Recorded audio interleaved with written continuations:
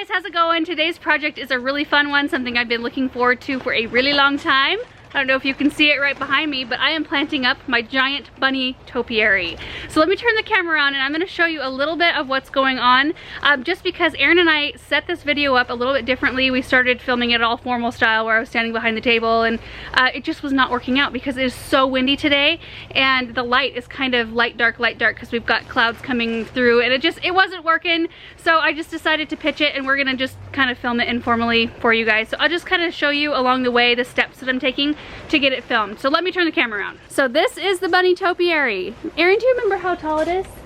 30 inches? 30 inches, I think. So what it is a giant metal frame that's filled with moss. And what I've already done that you won't see because it's already done is that I soaked the whole thing with my hose. So I just set it on the ground and soaked it. And then I got some 1/4 inch soaker drip line. So this whole thing is just soaker hose. And I started up here on the ear and kind of came up onto this ear and then just wrapped it around the body of the bunny. And I'm hoping that that is hidden once I get these beautiful plants put on the bunny. That way I can hook it into our irrigation system and I won't have to mess with it. So you guys might remember seeing all of these sempervivums. We did an unboxing video when Chick Charms sent us this huge load of gorgeous sempervivums and sedums. In fact, they're right behind me. You guys remember? I teased this project in that video saying that I had this big project I wanted to do, but I didn't really want to give it away.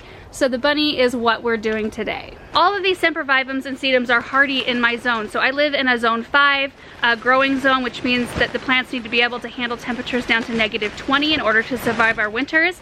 These are actually all rated at zone 3, so they're even more cold hardy than I need them to be. So essentially I should be able to plant this bunny up and leave it outside all winter long and the plant should do really well. So I'm really excited about this. I saw this done once in a garden in England and I kind of banked the idea in the back of my brain and thought one day I want to have a bunny topiary in my garden.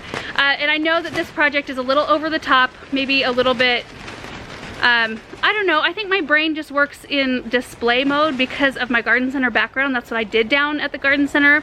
I did a lot of displaying, a lot of merchandising, and you kind of go for like big things, you know, kind of show-stopping things, and so that's how my brain works. I don't know. So definitely I don't intend anybody to replicate this project. You could do this on a much smaller scale or a much larger scale. I've seen huge topiaries done like this. So I just thought it would be something fun for our garden, something whimsical, and something fun maybe for Benjamin if it's still like alive and kicking by the time he actually cares.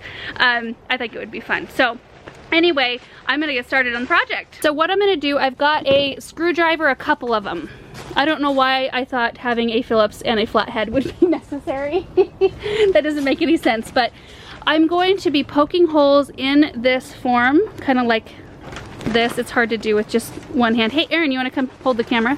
Yeah. So I'm gonna just take my screwdriver, and it looks like I'm hurting the bunny. Poke a hole. And then what I'll do is I'll take these out, and you can remove most of the soil on these things and have them be totally fine. So I'm gonna make a mess. I've got my bag back there to put all the soil.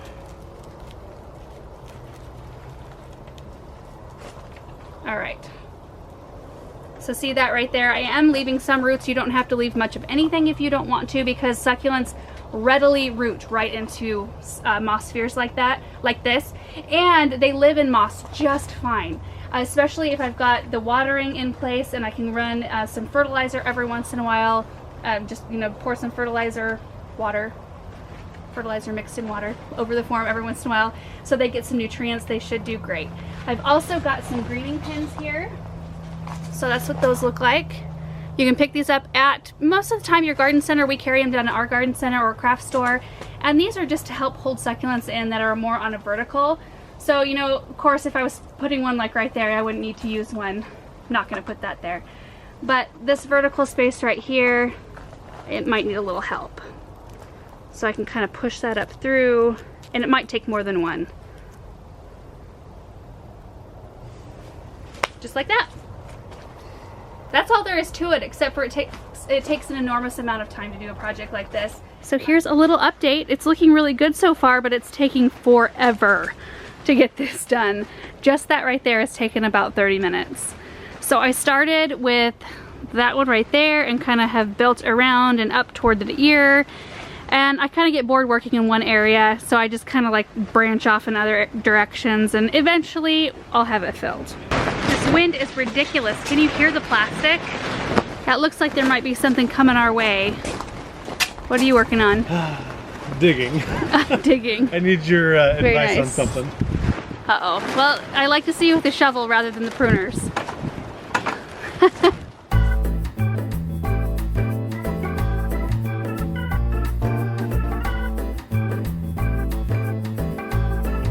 And this is where we're currently at with the bunny.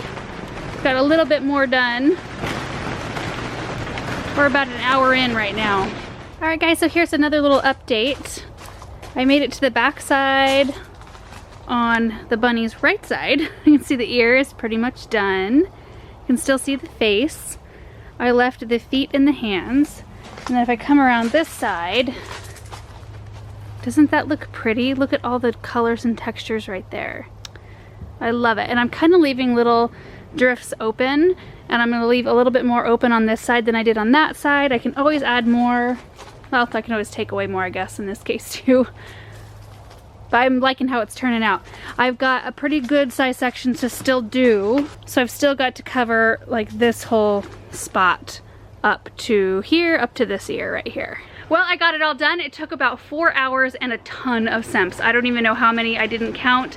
By the end, I was kind of petering out a little bit, and so I left little bit bigger drifts of moss showing on the back side. But let me show you what it looks like. So it looks pretty good. Of course, it's a little bit shadowy in here right now. You turn the bunny a bit. So I did the ears with mostly cotton candy scents. There's the eye. I left the face because I thought with too many plants you might not be able to tell exactly what it was. And then it's got a nice coat of sempervivums on with its legs free and clear. We move this way.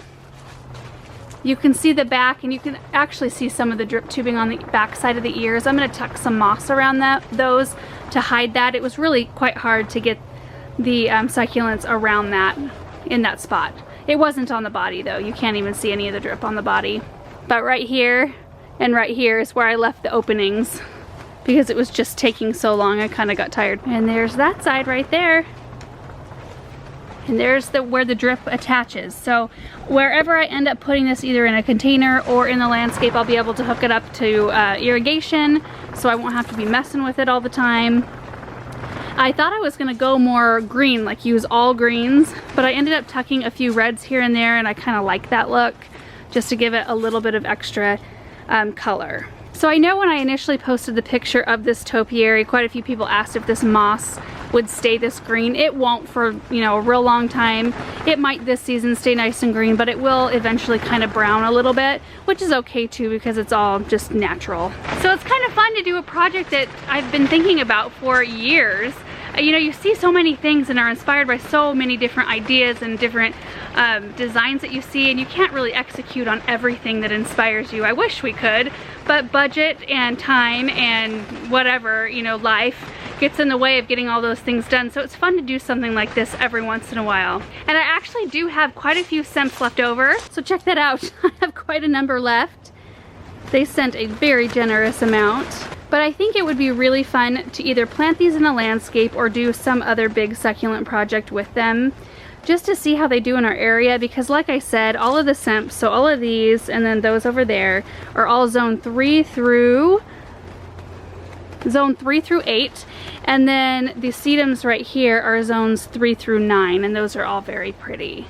I didn't use any of those in the bunny because I didn't really want them to get stringy or longer, you know, than the scents. Scents lay a little closer to the ground. So I'm going to be keeping that bunny in here for probably the next week or two or so, so it has a chance to root in, because we have such high winds right now and so much rain. I don't want it to be subject to that. I want to be able to control a little bit more what happens to it for the first little bit until the plants are rooted in.